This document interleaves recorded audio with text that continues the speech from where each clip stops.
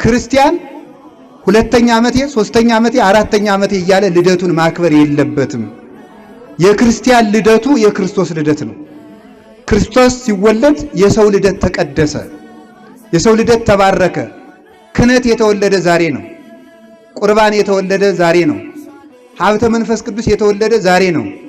ወንጌል የተወለደ ዛሬ ነው። የመንግስተ ሰማያት በር የተከፈተ ዛሬ ነው። የበጎች እረኛ የተወለደ ዛሬ ነው። ለዓለም በሽታ ሁሉ የሚበቃው መድኃኒት የተወለደው ዛሬ ነው።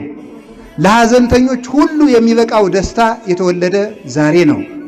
እውነተኛው መብልና መጠጥ የተወለደ ዛሬ ነው። ለጨለማው ዓለም ብርሃንና ፀሐይ የወጣለት ዛሬ ነው። የድሆች ጸጋቸው የተወለደ ዛሬ ነው። የሙታን ትንሣኤያቸው የተወለደ ዛሬ ነው። የድሃ አደጎች አባታቸው የተወለደ ዛሬ ነው። የቆሰሉት ፈውሳቸው የተወለደ ዛሬ ነው።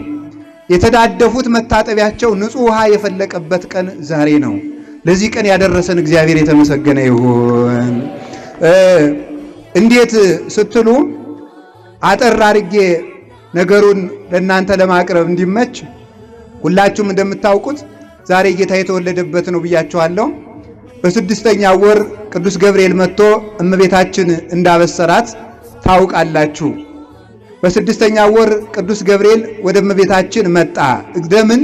እመቤታችን ሳያነሱ ወደ ክርስቶስ መሄድ ተገቢ ስላልሆነ ማለት ነው። እግዚአብሔር ፈቂዶ ይፈውዝ ትዝምደሰብ ተገምረ በማኅፀነ ድንግል ተሃቢዮ ለኩሉ ኃይል እለ በሰማያት ማኅደር። እግዚአብሔር ሰውን ላድን ብሎ ተገምረ በማኅፀነ ድንግል፣ ሰውን ላድን ብሎ ሲያስብ እግዚአብሔር ያሰባት ማርያምን ነው። ሰውን ላድን ብሎ ሲያስብ እግዚአብሔር ወደ ሰው ሲመጣ በማርያም በኩል መጣ። ሰው ወደ እግዚአብሔር ሲሄድ በማርያም በኩል ይሄዳል። እግዚአብሔር ወደ ሰው የመጣ ያንን ቅድመ ዓለም አስቦ ፈጠረ። እሷን አስቦ እንደምንተዳደፍ አስቦ